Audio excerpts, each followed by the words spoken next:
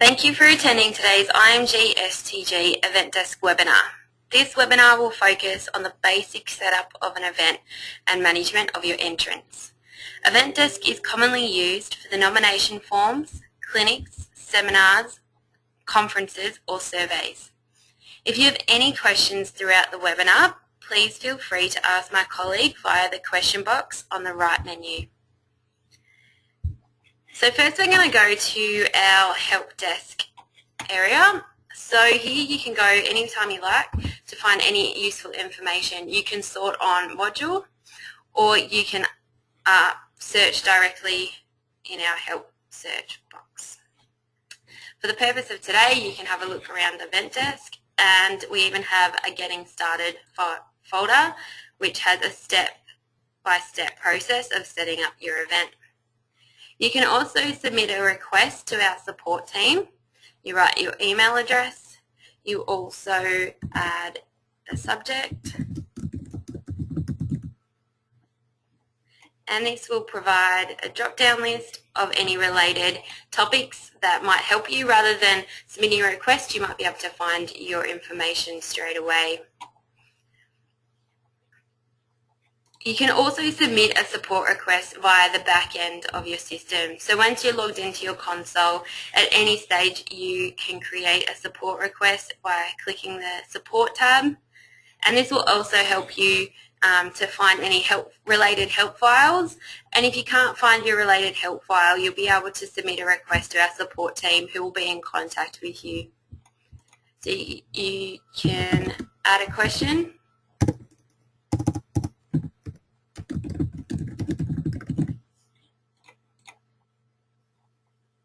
See, this will bring up the related help files, or you can click this, none of these are helpful, and get in touch with us. You can write your subject in the details box, your name and your email address, and one of our support staff will be in touch with you. You can also record a short video that will help us with your request.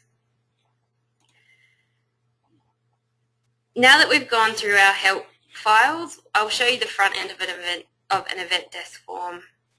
So this is what your event might look like after you set it up. This is the page that the entrant will see, and as you can see, you can customize that to what your event requires. So here we have our home button, which will take us to the main registry. You've got team management if you've got teams required for your event. So that's where entrants can create their own team, or they can log in to manage their team. You can have a link straight to a website on there, or you can have any other information along the top. So we'll just go through a registry first. So you click here to register, and an entry type is what the end user will select to enter the event. So these are broad categories, and then within the categories you have your entry type. So we'll select juniors. You can list all your terms and conditions that you require for your event. The entrant will be required to agree to the above terms and conditions, and then they can select next. Here is where you can capture all the necessary data for your event. You can make certain fields mandatory, others not.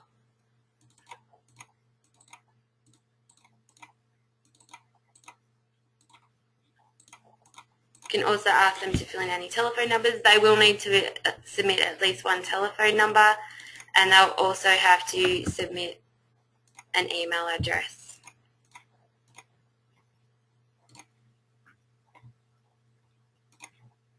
When entering, they'll need to select their date of birth, the year of birth first, then the month, and then the date. Here is where your entrants will be able to select a team. So whether that team requires a password or not will depend on the team management.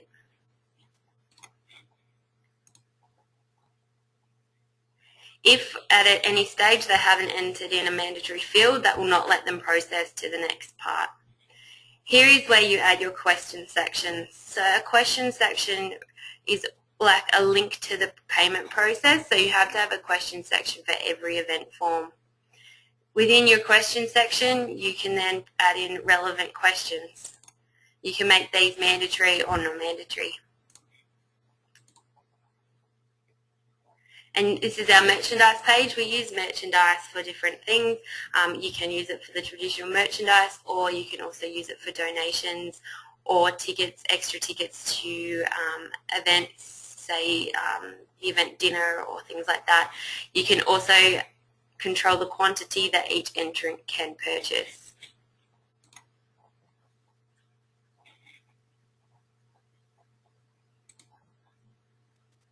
And here is just their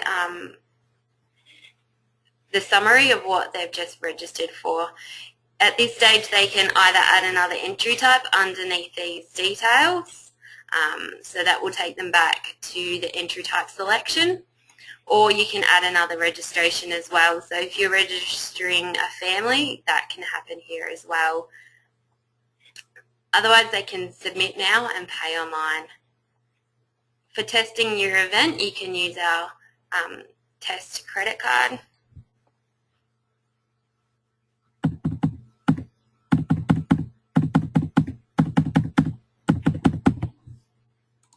Can be any name and any date within the future. And the card security code is just any 3 digits. So here they'll get another transaction summary of what they've purchased and the total that will be charged to the card.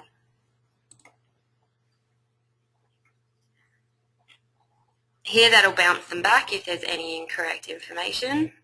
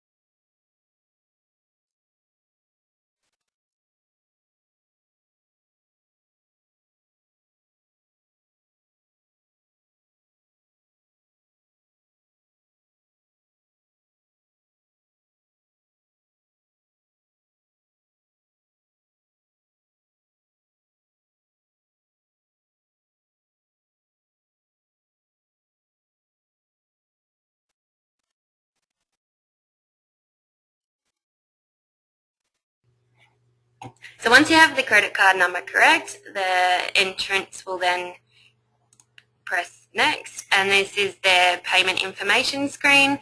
Just to confirm their payment, they'll submit payment,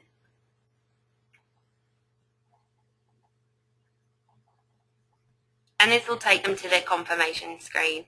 So you can customize this through the back end of the console. You can also customize this to suit your entry. Your entrants will also be able to share this via our Facebook and Twitter. They can print this, or they can go back and create a new registration. So this is the front end of the form. I'll now step you through the process of how to set up an event. So once you're logged into your console, you will select EventDesq. This will take you to a listing of the events you have created. If you need to create a new event, you can press Add. You select your date format, currency, and this will then create an event for you to start customizing.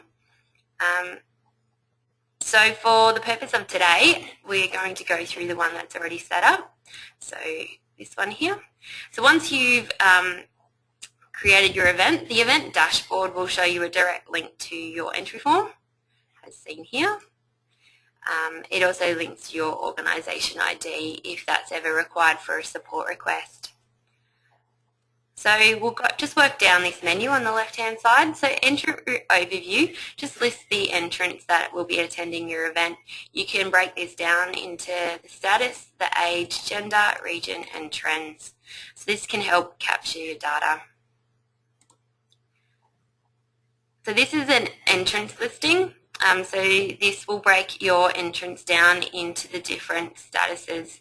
So you've got pending. So pending entrant is anyone who has entered into the entry form but has not completed a payment. Unpaid is for your team registrations. With a team, you can select an unpaid status, which means that a team manager can go back in later and pay off all the team members. Imported entrants is when the event administrator has gone in to import entrants. Accepted is when we have received the payment from the entrant. They'll be sitting in accepted. Withdrawn is when the system administrator has withdrawn someone from the event, and from the withdrawn folder. So we'll withdraw an entrant now.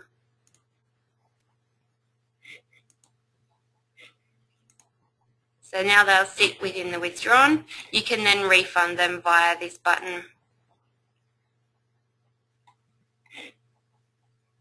So when they've paid online, you'll be able to give them a refund. You'll be able to, if your event requires administration fees, you can select how much you're refunding them.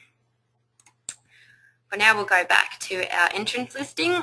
So I'll talk you through what each of the buttons mean. You've got an edit where you can edit any of your entrance information and their entry form question as well. You can also simply view this. You can resend their confirmation email to them, withdraw them, or you can send them an email as well. You can choose this from the templates set up within your console. These buttons here relate to the exporting of entrants, so you can do a basic, an event date export, a full, or if you've set up a template, you can select that. So this you can customize the data that you need to pull from your export. The next one is to add an entrant. So if, say, you're receiving phone calls and you need to put people through, you can do this via here. So you can select the amount. If you had different early bird, for example, early bird pricing, you can select that. You then enter in all the data as you did on the front end of the form, and then you'd save this. So you'll still need to enter in all the mandatory fields or else it won't let you go through.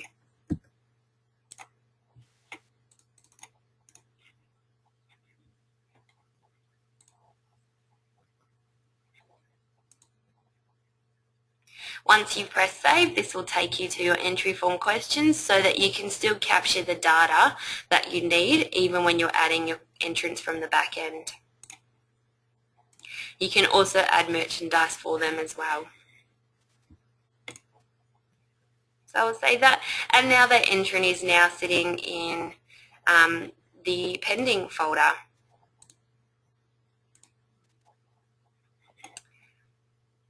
Oh, sorry, they're sitting in the unpaid folder. So now what we can do is we can view this and promote or pay them through the system. So you can then choose what form of payment they're going to do. If they're on the phone to you and they're wanting to pay by credit card, you can select this, you put in a reference, say your name or your initials, and then you can process an offline credit card payment. just as you did on the front end of the page, except you're doing that on behalf of the entrant. You can also pop people through complimentary if need be.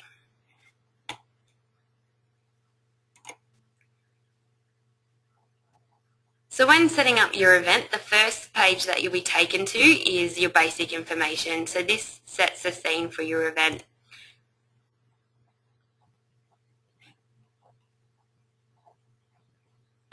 So you'll name your event, and the event date that you select is the actual event date, not the dates that it will appear on the front end. You will need to select the finish date first, as this will then highlight any days before that. So as you can see now, you can't select a date after the end date, you have to select one beforehand. You can choose to show the event date or not, and you can choose at what date this entry form will cut off, so no more people will be able to apply. You'll be able to list your location. If you copy it from Google Maps, you'll then be able to integrate a map on the front end of the form. So this, as long as it matches what it says on Google Maps, this should align correctly.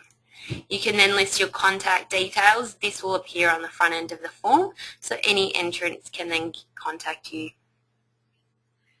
You have to select a registration email for the event form to be set up correctly.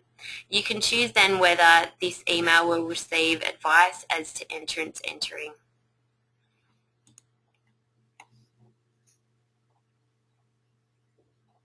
The next step is setting up a theme.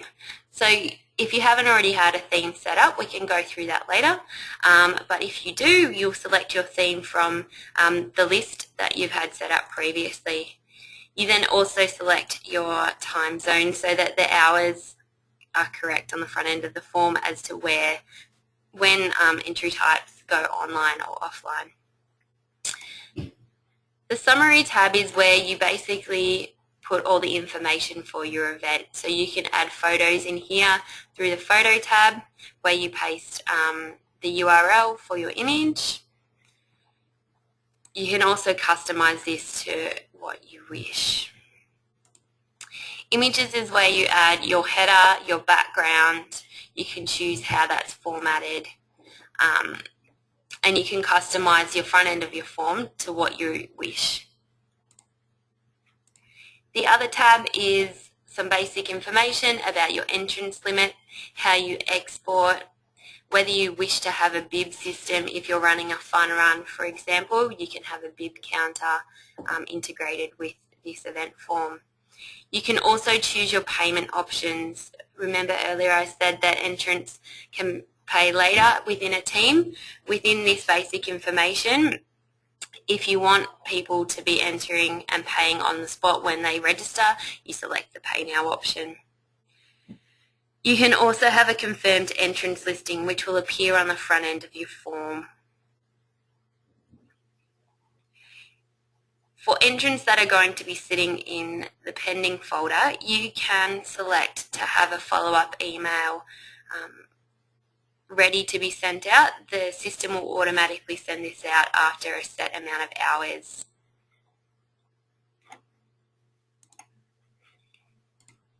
The confirmation screen is what the entrants will see at the end of their entry.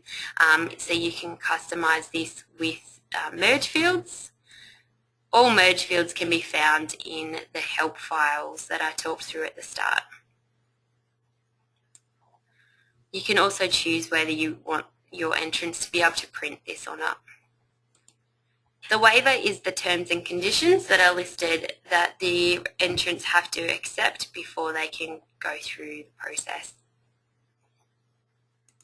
Your invoice is what the entrants will receive via email, so you can customize this to how you wish. Attachment is a document, so you can enter in anything in here and that will be converted to a PDF file which will be attached to the invoice that is sent to the entrants. The membership tab talks through if you want to restrict this to a membership type. This is only relevant to organisations who are only wanting their members to enter and not the general public. Follow-up pending email is if you've selected that you would wish to have a follow-up email, you can customise what that email says. So it might provide the entrance links to complete their registration. So once you've filled out all the basic information, we then save this.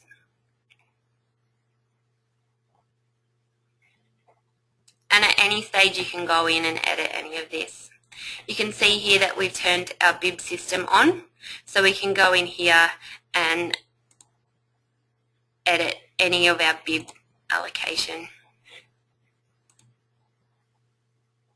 So you'll be able to see at what point your bib counter is at, whether you have a prefix in front of it. For example, marathon could be an M1005. You can also title your bib system. The next section we'll go to is register and information options. So this is where you set your required information for your entrants to enter. So once you edit this, you'll be able to customise that. You'll also be able to customise what each question is titled. So here you can see that it can show on the front end or it can be required. Obviously, email address is just a mandatory field. Section titles is where you name your different sections of the front end of the event form.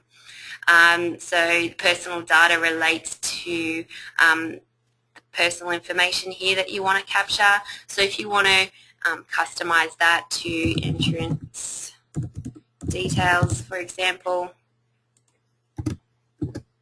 that's up to you how you wish to customise your event form.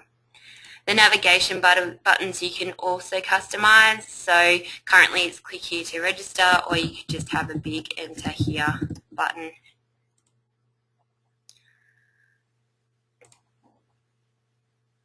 Once again, you'll be able to customise your membership integration as well through here. So you can customise what member types, subscription types, financial, their end date, and the organisation name. So you can ask for all of that within the entry form. The next menu item is additional information. So this appears on the front end, as I said earlier, along the top menu here. So if you wanted to add any extra information into your event form, you can do this via the additional information button.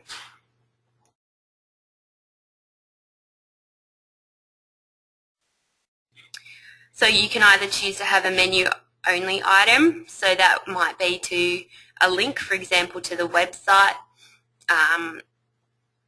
or you can have a menu and body.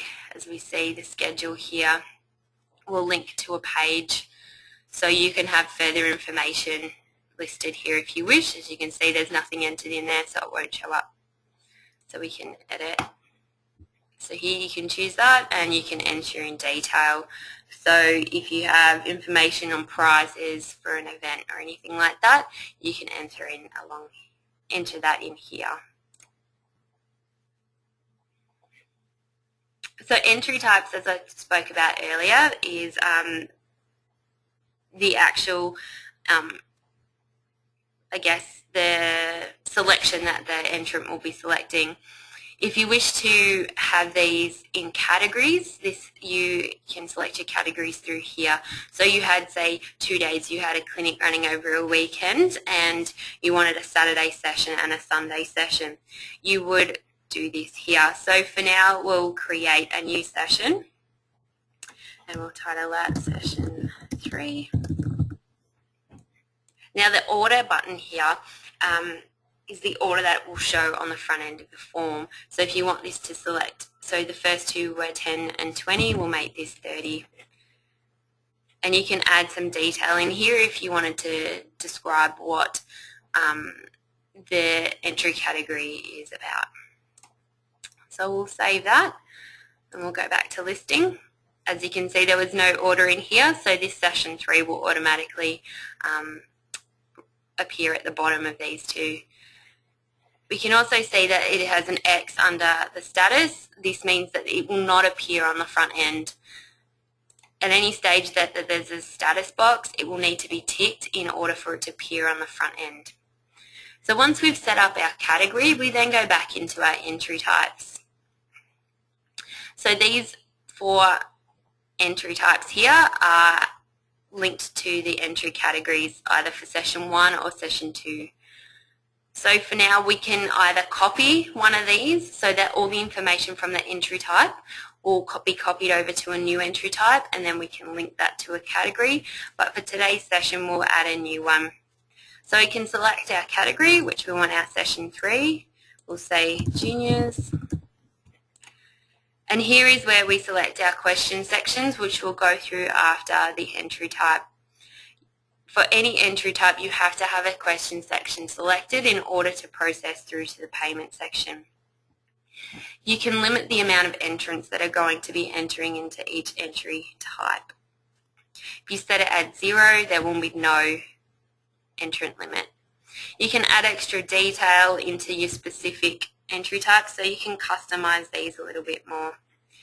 And once again, you can order these. So if you had 2 entry types per category, you might want this one to appear first.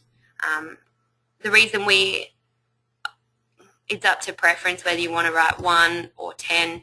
If you write 10 and then you decide between 10 and 20 you want to create another one that appears in the middle, you can add that 15.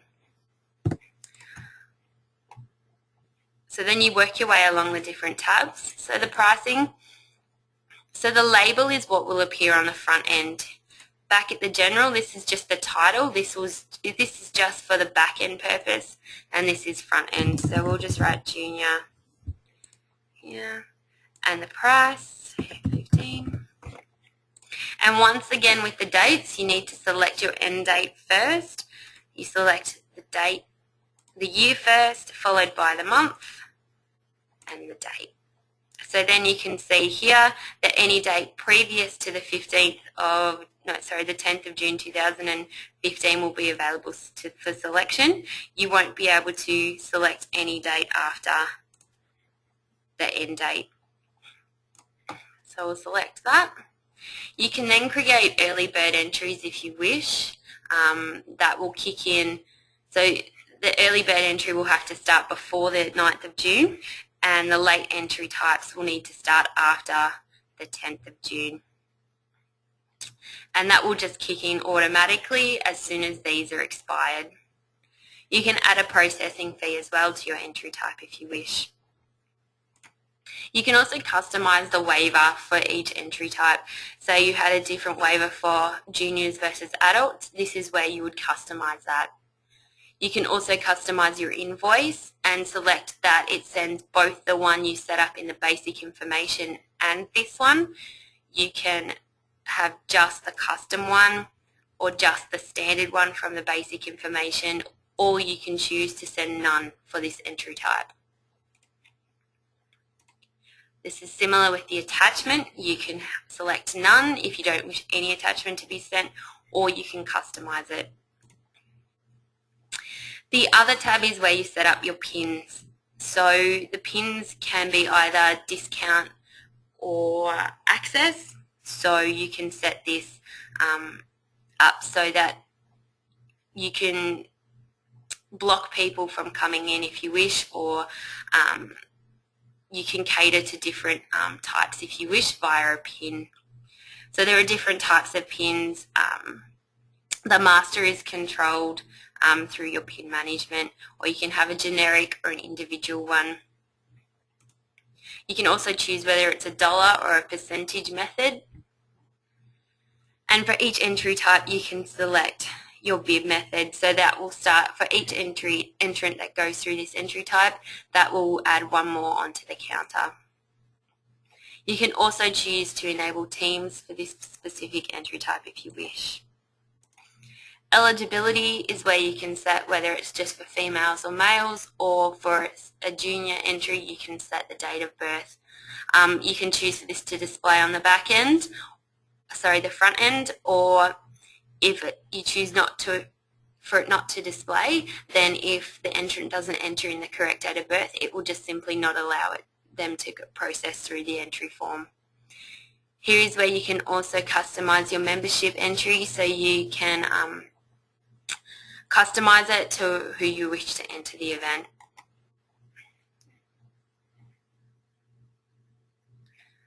So once we save this entry type, we go back to the listing and we can see that it's got an inactive status. So in order for this to appear on the front end, we need to activate it. As we can see now, if we go back to the front end of the form, there's now the Session 3 category with our entry type in there. So the question section is the linking from the personal details through the payment process. So every event has to have a question section created and attached to the entry type. When you add a question section, the section part of it is quite simple. It's just a title, so additional information is the title that will appear on the front end of the form. So each categories, we'll have that appear a second. You can also add extra information into that. So we'll save that question section. And then we go into our entry form question, and we can see we can filter on the two sections here. We'll add an entry form question, and you can select what you'd like. So we want for the age group category.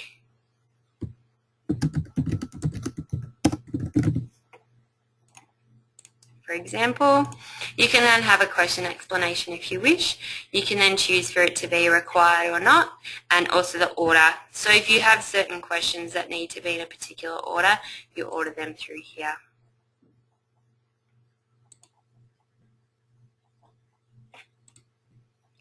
So then we can filter on this, and so you can see that. Our next tab will be the merchandise. So as mentioned earlier, this can be utilised for various things, for your general merchandise items, or else you can add donations or extracurricular items for your event, say the event dinner, for example. To add this, you enter in the title, so dinner. You can enter a price, so we'll say $15. You can select the available units, which is the total amount that you wish to sell, and then the maximum units per transaction, so 2 for example. Once again, you can order this if you wish. You can add extra detail in there.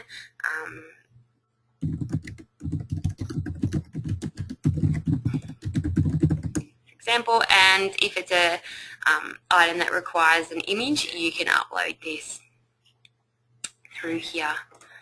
So we'll save that. And once again, this needs to be activated for it to appear on the front end. You'll also be able to access settlements for merchandise through this button here, and you'll be able to view buyers that have purchased this item and when they did that. You'll also be able to track what bib number they are. The team section is where you can set up teams if you've got that turned on. You'll be able to select the settings for this and name the different sections as well. So you can make teams mandatory, non-mandatory, have an approval process.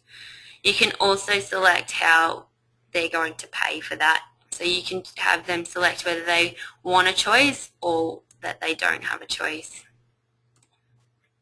You can have a summary, and once again a confirmation. Once they've entered a team, the team captain's entered, they'll receive this email using the merge fields, and that will give them their password and team name, for example. If you have an approval process set up, you can have an accepted message that once you've accepted the team, that will be sent to their team captain, and if they're rejected, the same. The email function is pretty much just a listing of or a log of all the emails that are sent through this event form. So you can see my registration from earlier on. It lists who received it and what the email was. You can also view the email that was sent and print that off. So when you're in the entrant, if you choose to resend the confirmation email, this is what will be sent. You can also select whether there's any, see whether there's any hard bounces and any soft bounces for your emails.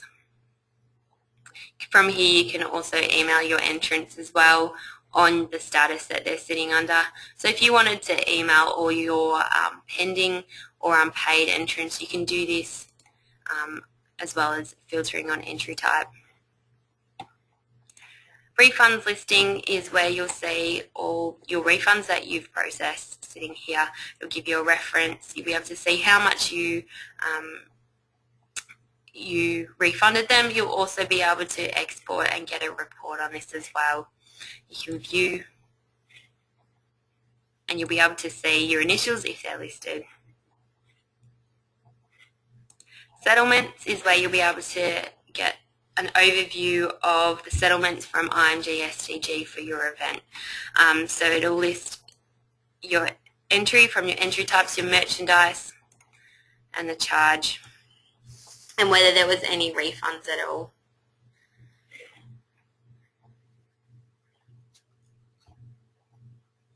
So settlements for EventDesq are settled weekly, and you'll be able to view this in an Excel spreadsheet or a PDF as well.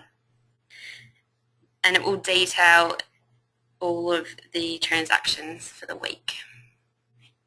And this will go back as well, so you'll be able to have full access and full visibility of your settlements.